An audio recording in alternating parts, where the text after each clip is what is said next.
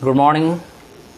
to all of my dear guys, his parents, and all my good wishes. This is Philip Ashok Solomon from Mission IAS. जैसा कि मेरे दोस्त आप लोगों को बताया गया है कि मिशन IAS की तरफ से आपको पर डे कुछ न कुछ अपडेट दिए जाएंगे. In this episode, I am going to discuss about Indian polity and today's our topic is परिसीमन आयोग, जिसको इंग्लिश में हम लोग बोलते हैं डेलिमिटेशंस कमीशन. तो आज का हमारा जो वर्तमान का जो टॉपिक है वह डेलिमिटेशंस कमीशंस है, परिसीमन आयोग है. जैसा हम सभी को पता है कि अगस्त 2019 में जम्मू कश्मीर जो एक भारत का राज्य था, जिसे बहुत सारे हम कह सकते हैं विशेषाधिकार प्राप्त था, वे सारे को केंद्र सरकार ने फाइनली अगस्त 2019 में, जो कि एक साल होने जा रहा है, अभी जुलाई आ चुकी है, तो पिछले साल 2019 में हमने देखा कि हमारी केंद्र सरकार जो थी वहाँ की बहुत सारी जो हम कह सकते हैं कि उनकी जो अधिकार दिए गए थे वे सारे अधिकार को समाप्त करते हुए जम्मू कश्मीर तथा लद्दाख ये दोनों को केंद्र शासित प्रदेश बना दिया गया. और अंततः हम देखते हैं कि अक्टूबर 2019 से इसे दो केंद्र शासित प्रदेश का निर्माण कर दिया जाता है. उसके बाद से हमने देखा कि परिसीमन आयोग का विचार आया. भारत सरकार ने परिसीमन आयोग गठन करने की कोशिश भी की, जिससे कि वहाँ पर जो निर्वाचन का जो क्षेत्र था, सबसे पहले तो मैं ये बात करूंगा कि परिसीमन आयोग आप कहते हैं किसको, इसका तात्पर्य क्या है. व्हाट डू मीन बाय परिसीमन या डेलिमिटेशंस कमीशन. डेलिमिटेशंस कमीशन का मतलब होता है किसी राज्य में जो विधानसभाएं होती हैं तथा हमारा जो लोकसभा होता है, ये दोनों के लिए निर्वाचन जो क्षेत्र होते हैं, ये निर्वाचन क्षेत्र की सीमाओं का हम कह सकते हैं निर्धारण करना ही हमारा परिसीमन का कार्य होता है. इसीलिए हम कह सकते हैं परिसीमन आयोग को दूसरे शब्दों में बाउंड्री कमीशन भी कहा जाता है, क्योंकि ये हमारे देश राज्य के जो हमारा एक भौगोलिक क्षेत्र है, जो निर्वाचन क्षेत्र है, उसका एक परिसीमन यानी एक सीमा का निर्धारण करता है, जिसके कारण इसे परिसीमन या डेलिमिटेशंस कमीशन कहा जाता है. दूसरे शब्दों में हम कहें तो परिसीमन आयोग की जो प्रक्रियाएं होती है वह सारे प्रक्रियाओं में हम सामान्य तौर पे कहें तो लोकसभा या राज्य के जो जितने भी हमारे विधानसभाएं हैं, ये सारे की जो सीटों में बिना किसी परिवर्तन किए हुए उनकी जो सीमाएं हैं, उनके सीमाओं का पुनः निर्धारण करना ही हमारा परिसीमन आयोग का एक्टिविटीज़ होता है, प्रक्रिया होता है, प्रोसेस होता है. और ये रिस्पॉन्सिबिलिटी के लिए हमारे यहाँ परिसीमन आयोग का गठन किया जाता है. जैसा कि हमें से पता है कि भारत में सबसे पहला लोकसभा का जो इलेक्शन हुआ था 1951-52 में हुआ था, और प्रथम लोकसभा के बाद 1952 ईस्वी में हमने देखा कि भारत में परिसीमन आयोग का गठन किया गया था. 1952 में हुई, उसके बाद 1962 में हुआ, उसके बाद 1973 में हुआ, और 1973 के बाद चौथा जो परिसीमन आयोग का गठन किया गया वह रंजन प्रसाद देसाई की अध्यक्षता में 2008 में परिसीमन आयोग 2002 के तहत हम कह सकते हैं कि भारत में लागू किया गया. अब उस समस्या आती है कि 1973 के बाद भारत में परिसीमन आयोग का गठन 2002 में हम देख रहे हैं. आखिर ऐसा क्यों हुआ? ठीक 69 मतलब हम कह सकते हैं 29-30 साल के बाद भारत में परिसीमन आयोग का गठन किया गया. इसके पीछे रीजन्स बहुत सारे हैं. जैसे जम्मू कश्मीर में जो आप कह सकते हैं उथल पुथल, या वहाँ की कह सकते हैं जो जनसंख्या में एक भिन्न भिन्न प्रकार के विचार, तथा भारत के जो पूर्वोत्तर राज्य थे, चार पूर्वोत्तर राज्य में जैसे हम आप असम ले लीजिए, मेघालय ले लीजिए, अरुणाचल प्रदेश को ले लीजिए, नागालैंड को ले लीजिए, ये सारे जो चार राज्य थे, यहाँ पर भी किसी भी प्रकार के हम कह सकते हैं कोई किसी भी प्रकार का गलत न हो जाए, जिससे आक्रोशित हो जाए या कोई कह सकते घटना का अंजाम हो जाए. ये सारे को देखते हुए अंततः चौथा जो हमारा परिसीमन आयोग था उसको डिले किया गया. लेकिन अंततः पिछले हमने देखा 2020 में हम कह सकते हैं कि अंततः भारत सरकार ने जो रिटर्निंग लिया था परिसीमन आयोग 2002 में, उसी परिसीमन आयोग को अंततः भारत सरकार, केंद्र सरकार ने उसे लागू कर देती है, प्रभाव में ले आती है. अब बात होती है कि परिसीमन आयोग, क्योंकि मैं चर्चा करूंगा बहुत लंबा डिस्कशन, हमारी बहुत लंबी टॉपिक है, एक्चुअली परिसीमन आयोग का उद्देश्य क्या होता है? तो माय डियर गाइस, सबसे पहले हम जानेंगे कि परिसीमन आयोग का जो मेन उद्देश्य होता है, इसका 3 मुख्य उद्देश्य होता है। 3 मुख्य उद्देश्य के साथ इसकी गठन किया जाता है। पहला जो होता है, समय के साथ जो जनसंख्या में बदलाव हो रहे हैं, जैसा कि हम सभी देख रहे हैं कि भारत में किस तरह से जनसंख्या का निरंतर बढ़ोतरी हो रहा है। तो जिस तरह से हम कह सकते हैं कि जनसंख्या समय के साथ साथ जो हमारे जनसंख्या में एक बहुत बड़ा बदलाव को देखा जा रहा है, उसके बाद भी सभी नागरिकों के लिए हम कह सकते हैं समान प्रतिनिधित्व को सुनिश्चित करना ही हमारा जो कह सकते हैं जिम्मेवारी होती है, जो उद्देश्य होता है, वो हमारा परिसीमन आयोग का होता है। दूसरी बात कि जनसंख्या के आधार पर निर्वाचन क्षेत्रों का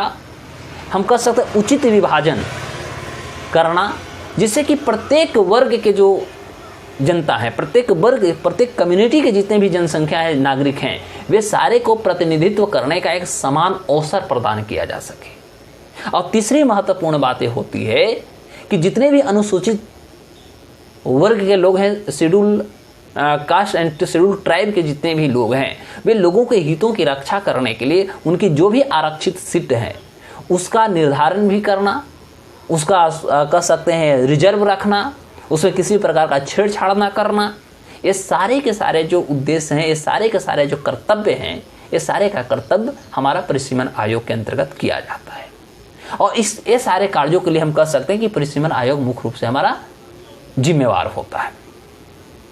एक्चुअली भारत में परिसीमन आयोग का जो गठन होता है, वो जब भी हमारे यहाँ जनसंख्या सेंसस होती है, जनगणना, तो ठीक जनगणना के बाद भारत में परिसीमन आयोग का गठन किया जाता है। हम देखेंगे कि 84वां जो संविधान संशोधन हुआ था 2002 में, तो हम चर्चा उसके भी बारे में करेंगे,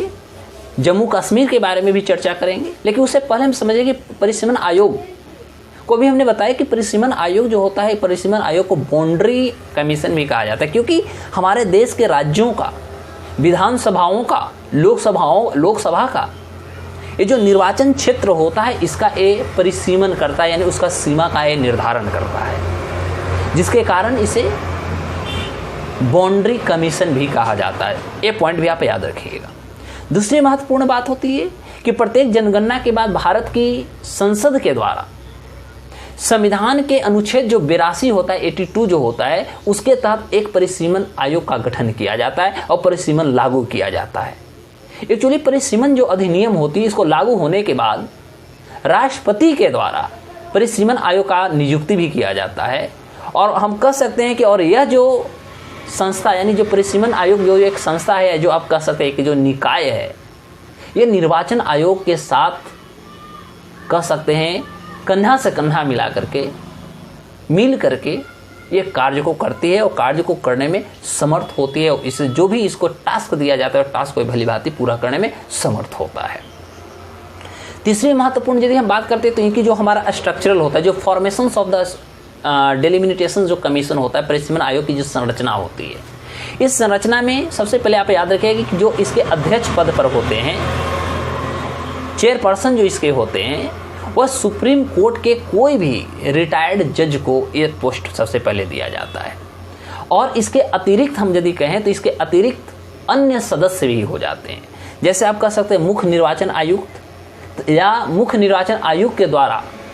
किसी भी निर्वाचन आयोग की नियुक्ति नामित किया जाना, या कह सकते हैं कि जितने भी हमारे पास संबंधित राज्य हैं या जहां पर परिसीमन आयोग का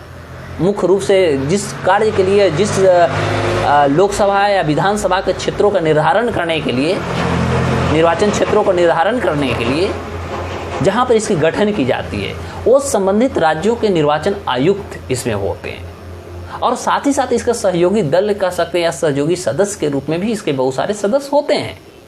जैसे कि आप कह सकते हैं कि प्रत्येक राज्य से यह मुख्य रूप से 10 सदस्यों को नियुक्ति करता है हमारा परिसीमन आयोग, जिनमें से आपको पता होनी चाहिए कि 5 जो सदस्य होते हैं वह हमारा लोकसभा से होते हैं और 5 जो सदस्य होते हैं वो हमारा उस राज्य के विधानसभा से संबंधित होते हैं। और टोटल हम कह सकते हैं कि परिसीमन आयोग जो है राज्यों से 10 लोगों की पुनः नियुक्ति करती है।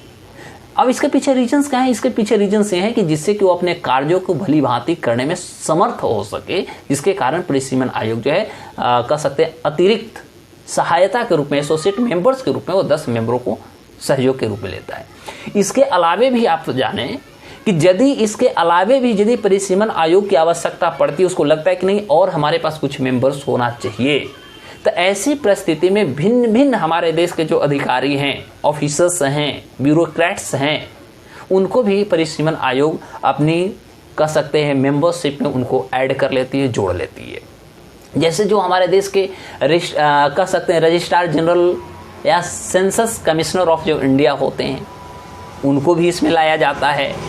The surveyor of general of India जो होते हैं, उनको लाया जाता है। आप कह सकते हैं केंद्र तथा राज्य सरकार से कोई अन्य अधिकारी को भी आप इसमें सम्मिलित कर भी सकते हैं। और ख़ास तौर पे वैसे लोगों को भी सम्मिलित किया जाती है जो भौगोलिक सूचना प्रणाली का कोई विशेषज्ञ व्यक्ति होता है। भौगोलिक सूचना जो प्रणाली होती है, जो हमारा सिस्टम होता है, उसमें यदि कोई इंसान एक्सपर्ट है तो वैसे इंसान को भी परिसीमन आयोग सदस्य के रूप में नियुक्ति कर लेता है, कह सकते हैं मेंबरशिप से देता है। और सबसे महत्वपूर्ण बात इसमें ये हो जाती है कि या हम कह सकते हैं वैसे भी कोई व्यक्ति जिसकी जो विशेषज्ञता है, जिनकी जो एक्सपर्टाइज है, जो किसी भी चीज़ में वो एक्सपर्ट हैं, जानकारी रखते हैं, ऐसे व्यक्ति को भी कह सकते हैं, जिससे कि परिसीमन आयोग की जो प्रक्रिया होती है, उस प्रक्रिया को पूरा करने में उनकी यदि लगता है कि नहीं इनकी सहयोग बहुत महत्वपूर्ण होता है, तो वैसे लोगों को भी परिसीमन आयोग अपने यहाँ नियुक्ति कर लेता है। इस ओवरऑल हम मैटर से कह सकते हैं कि भारत में परिसीमन आयोग का गठन किया जाता है। परिसीमन आयोग के कार्य हमारे देश में अनेकों प्रकार के हैं। जैसे सबसे पहला हम यदि चर्चा करते हैं तो जो भी हमारे संसदीय निर्वाचन जो क्षेत्र है उसका परिसीमन करना, क्षेत्रों का निर्धारण करना। दूसरा महत्वपूर्ण जो हमारा बात होती है वह होता है कि विधानसभा निर्वाचन क्षेत्रों का परिसीमन करना, राज्य विधानसभा जो होता है। तीसरी महत्वपूर्ण बात भी हमने बता दिया था कि जितने भी अनुसूचित जातियाँ हैं, अनुसूचित जनजातियों हैं, उनके लिए सीटों का आरक्षित जो क्षेत्र उनकी है उसको, उस आरक्षित क्षेत्र को स्वतंत्र रूप से आरक्षित ही रखना, यह सबसे बड़ा जो कार्य होता है यह हमारे परिसीमन आयोग का है। और इस आधार पर वो प्रक्रिया 2-3 तरह से। सबसे पहले जब हम प्रक्रिया की बात करते हैं तो फर्स्ट प्रक्रिया जो होती है वो होती है कि इसकी जो प्रक्रिया शुरुआत होता है या कह सकते हैं तो यह होता है निर्वाचन क्षेत्र की संख्या में किसी भी प्रकार का परिवर्तन नहीं होता है। ध्यान दीजिएगा, फर्स्ट प्रक्रिया में हम बात करें तो निर्वाचन क्षेत्र की जो संख्या होता है उनमें किसी भी प्रकार के बदलाव नहीं करते, बल्कि करते कहाँ है तो जनसंख्या के आधार पर जो निर्वाचन क्षेत्र की जो भौगोलिक क्षेत्र है या भौगोलिक जो सीमा है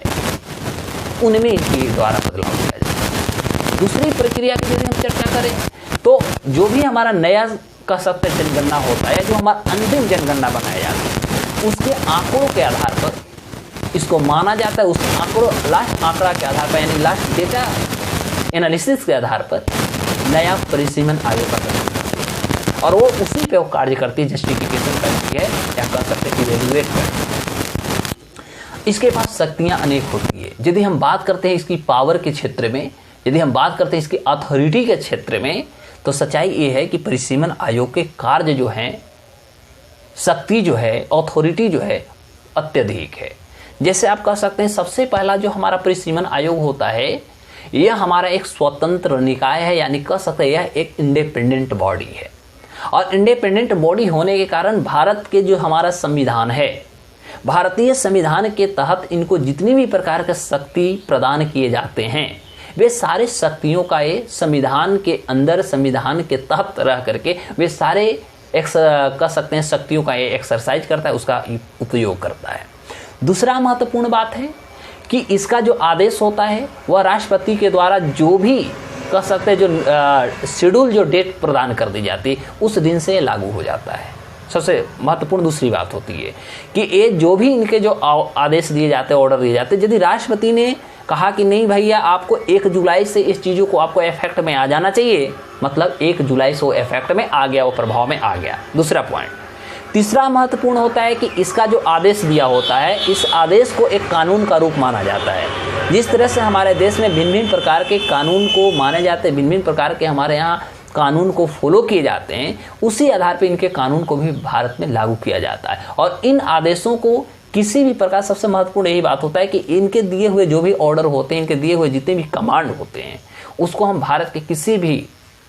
न्यायालय में उसको हम चुनौती नहीं दे सकते, चाहे वह कोई राज्य की विधानसभा हो, चाहे हम केंद्र की सरकार की बात करते हैं। इनका जो दिया हुआ जो डिसीजन होता है, दिया हुआ जो आदेश होता है, वह इंडिपेंडेंट होता है। उसे हम कहीं भी भारत के किसी भी न्यायपालिका में, किसी भी कोर्ट में उसे हम चुनौती नहीं दे सकते। That's why we can say this is an independent body where its authority, its order is completely given to the priority to follow each and every people what have given by this body। तो इस आधार पर हम कह सकते हैं कि इसके द्वारा दिया हुआ बहुत महत्वपूर्ण होता है। तीसरी प्रक्रिया के चौथी की बात करेंगे तो इसकी प्रक्रिया पूर्ण होने के बाद आयोग के आदेश जो होते हैं उनकी जो प्रतियां होती है, जिसको कह सकते हैं उससे जब इंफॉर्मेशन के जो पेजेस होते हैं, जो पेपर्स होते हैं, वह लोकसभा और संबंधित जो विधानसभा होते हैं वहाँ पर वो टेबल कर दिया जाता है, प्रेजेंट कर दिया जाता है। लोकसभा और विधानसभा को यदि आप परिवर्तन या परिसीमन आयोग के आदेशों को देखते हैं तो लोकसभा और विधानसभा के जो परिसीमन आयोग के जो आदेश होते हैं उनमें किसी भी प्रकार के संशोधन की अनुमति नहीं दी जाती है। तो यह भी एक बहुत महत्वपूर्ण बात हो जाता है। This point must be noted. अब हम यदि चर्चा करते हैं कि भारत में परिसीमन आयोग का इतिहास क्या रहा, तो अभी हम जैसा कि स्टार्टिंग में ही बता दिया था कि भारत में परिसीमन आयोग का गठन सबसे पहले 1952 में हुआ था, उसके बाद 1962 में हुआ, फिर 1973 में हुआ, उसके बाद 2002 में कुलदीप सिंह जो सुप्रीम कोर्ट के एक रिटायर्ड जज थे उनकी अध्यक्षता में अंततः फिर हमारा 2002 में हुआ। लेकिन इसको लागू नहीं किया गया, तभी हमने बताया, इसको आगे हम और चर्चा करेंगे। और अभी तक हम कह सकते हैं कि परिसीमन आयोग में बहुत ऐसे समय आए, भिन्न भिन्न ऐसे आप कह सकते हैं कॉन्सिक्वेंसेस आए, परिस्थितियाँ आई जिसमें भिन्न भिन्न प्रकार के अमेंडमेंट भी किए गए, उसमें बदलाव भी किए गए। जैसा कि आप इतिहास देखिएगा तो 1976 ईस्वी में राज्यों के जो परिवार नियोजन जो योजना चलाई जा रही थी उसको आप कह सकते हैं ध्यान में रखते हुए केंद्र सरकार ने परिसीमन के तहत जो सीटों की संख्या थी उसमें परिवर्तन किए जाने पर अंततः क्या किया कि 2001 की जनगणना के तक अंततः परिसीमन आयोग को रोक दिया गया। 1976 की स्थिति में आया। तो 1976 में यह पहला ही इतिहास हम कह सकते हैं कि परिसीमन आयोग में जुड़ता है कि 2001 तक की जनगणना तक भारत सरकार ने परिसीमन आयोग पर रोक लगा दिया। और रोक लगाने के पीछे रीजन क्या था वो मैं आगे चर्चा करता हूँ। फिर आप देखिएगा तो 1981 और 1991 की इतिहास को आप देखिए तो 1981 और 1991 की जनगणना के बाद परिसीमन नहीं किया गया। अब बात होती है कि क्यों नहीं किया गया, मैं सब बताऊंगा। फिर आप देखिएगा कि 2002 ईस्वी में जब संविधान के 84वें जो संशोधन हुए, 2002 के संविधान के 84वें संशोधन जब हुए उसके साथ इस पर प्रतिबंध लगा दिया गया और कहा गया कि भैया ये 2026 तक 2026 तक इसको बढ़ाया जाता है, अभी परिसीमन आयोग लागू नहीं किए जाएंगे। कारण क्या था? कारण ये थी, इसमें जो तर्क दिया गया केंद्र सरकार के द्वारा जो तर्क दिया गया, उस तर्क के यदि आप मायने को लीजिएगा तो उसमें तर्क दिया गया था कि परिसीमन की जो प्रक्रिया होती है इसको प्रतिबंधित करने के पीछे सरकार ने यह तर्क दिया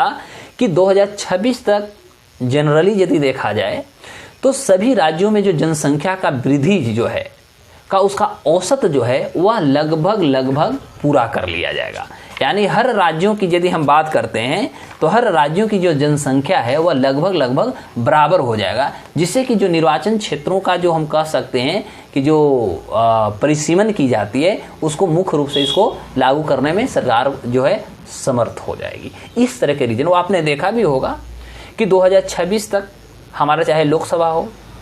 चाहे राज्य के विधानसभा हो उनमें किसी भी प्रकार के सीटों में परिवर्तन नहीं की जाएगी, बल्कि उसको यथावत रखने की सरकार ने बात की थी। तो रीजन यही थे कि वो जनसंख्या को हम कह सकते हैं, हर राज्यों की जनसंख्या, हर राज्यों की जो निर्वाचक और निर्वाचन जो है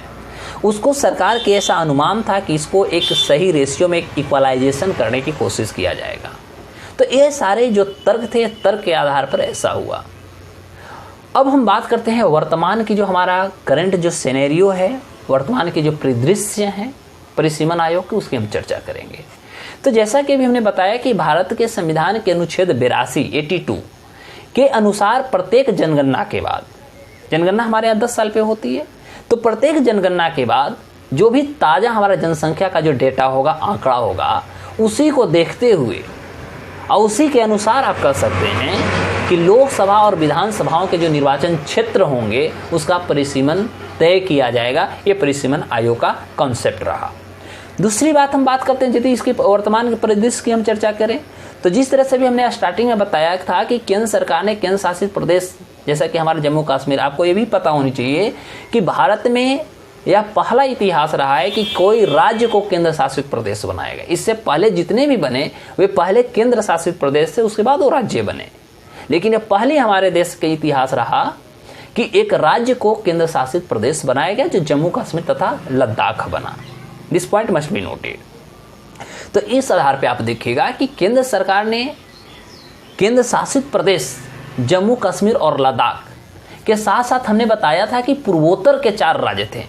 वे सारे पूर्वोत्तर के 4 राज्यों थे। इनके निर्वाचन क्षेत्रों के परिसीमन की मंजूरी कर सकते हैं, एलोकेशन कर सकते हैं, अप्रूवल कर सकते हैं, भारत सरकार ने दे दिया। और इसको ध्यान में रखते हुए हम, जैसा कि हम सभी को पता है कि अगस्त 2019 में केंद्र सरकार जो जम्मू कश्मीर को जो विशेष, जो हम कह सकते हैं जो प्रोविजंस दिए गए, प्रावधान दिए गए थे, उसको पूर्ण रूप से समाप्त कर दिया गया। और समाप्त करने के बाद 31 अक्टूबर 2019 से जम्मू कश्मीर तथा लद्दाख दोनों को अलग अलग केंद्र शासित प्रदेश का दर्जा दे दी गई और अलग अलग दोनों को केंद्र शासित प्रदेश बना दिया गया। और इस आधार पर हम कह सकते हैं कि जिस तरह से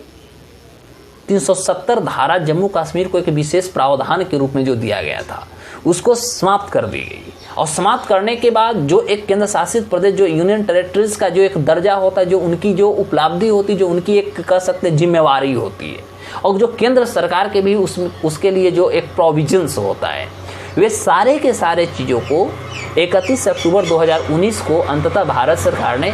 2 केंद्र शासित प्रदेश बना करके उसे इस चीज़ों से निरंतर कह सकते हैं स्वतंत्र कर दिया और उसको अपने प्रदेशों में शामिल कर लिया। और उसके बाद से हम कह सकते हैं कि जो ही दोनों केंद्र शासित प्रदेश बन जाते हैं, तो दोनों के केंद्र शासित प्रदेश बन जाने के बाद दोनों केंद्र शासित प्रदेशों में जो चुनावी हम कह जो प्रक्रिया का संचालन करने के लिए जो सरकार के सामने जो चुनौतियां आ रही थी,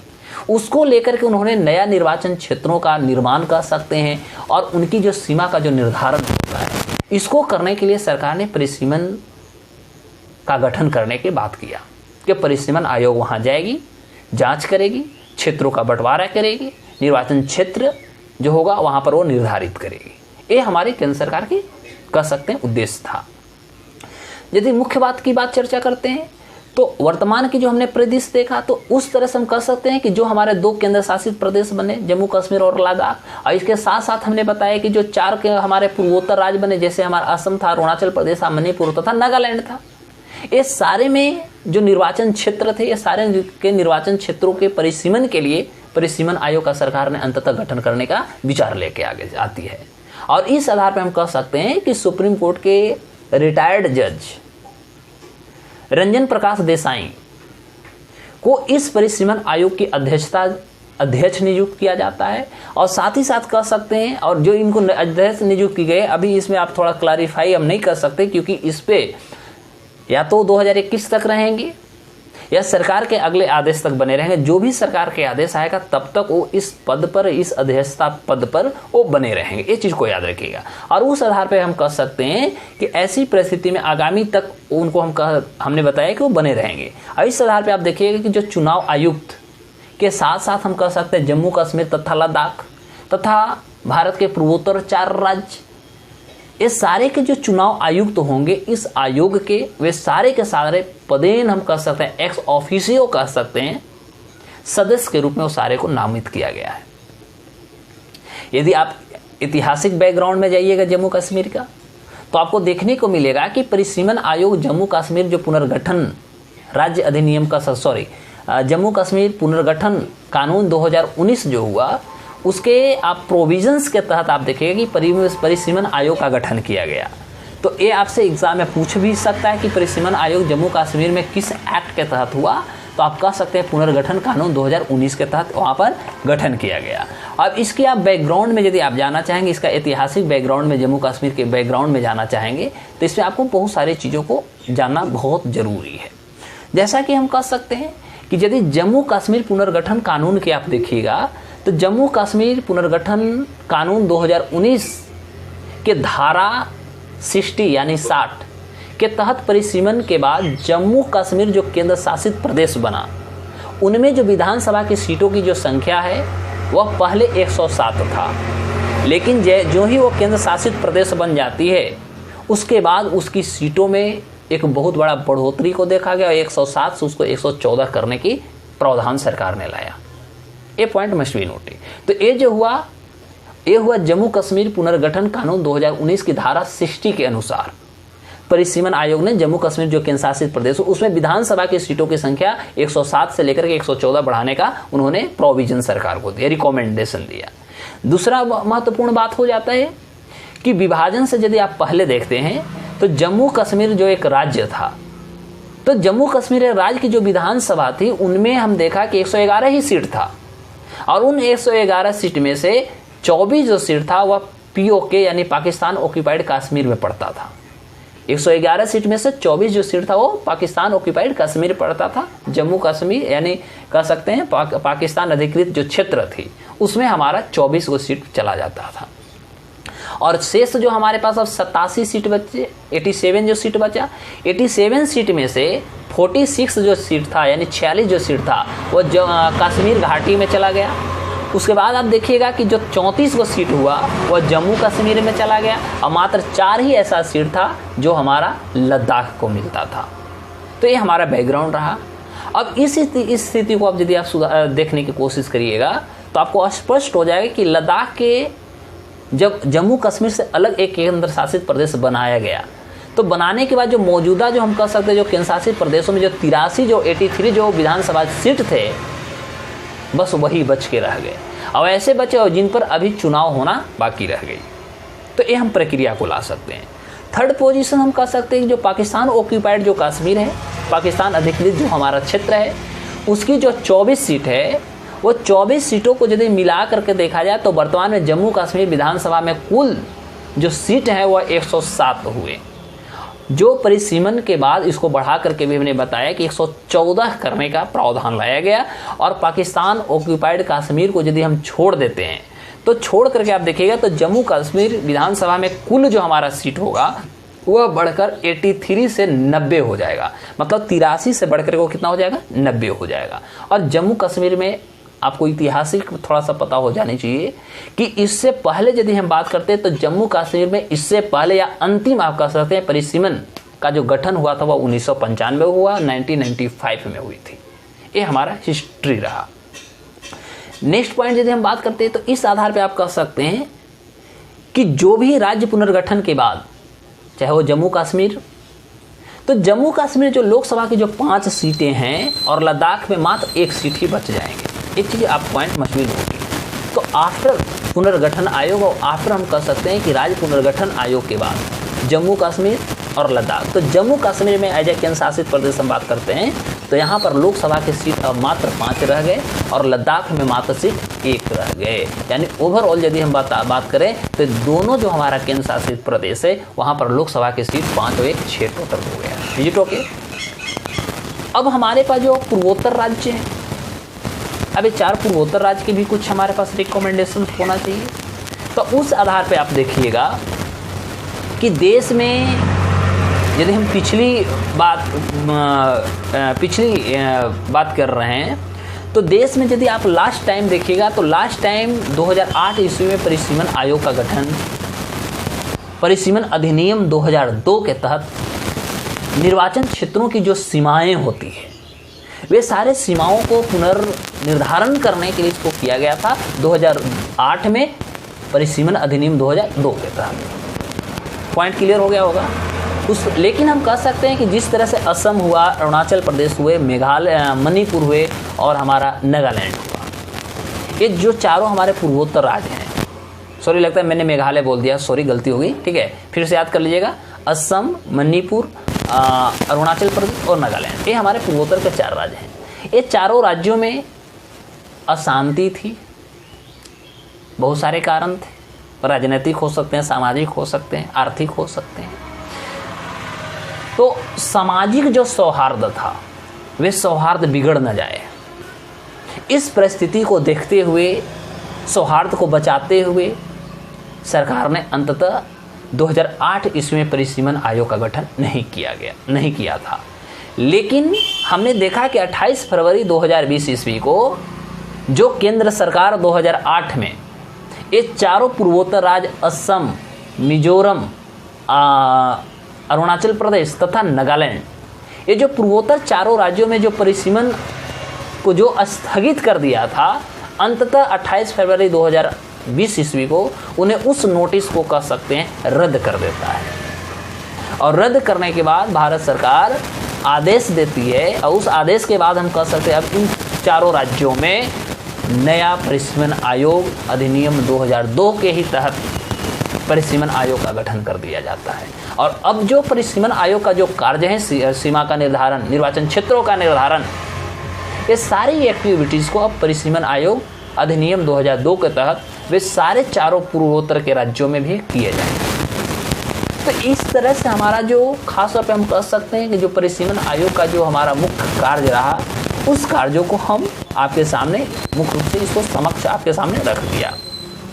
अब एक दो इसमें क्वेश्चंस हैं, इस क्वेश्चंस को मैं थोड़ा आपको क्लियर कर देता हूँ, ठीक है, जिससे कि आपका जो आने वाला जो क्वेश्चंस होगा वो आप स्पष्ट रूप से देख लीजिएगा। तो ज़्यादा नहीं, उसमें तो पूरी के पूरी क्वेश्चंस हो गए हैं, ठीक है। इसके अलावे देखिएगा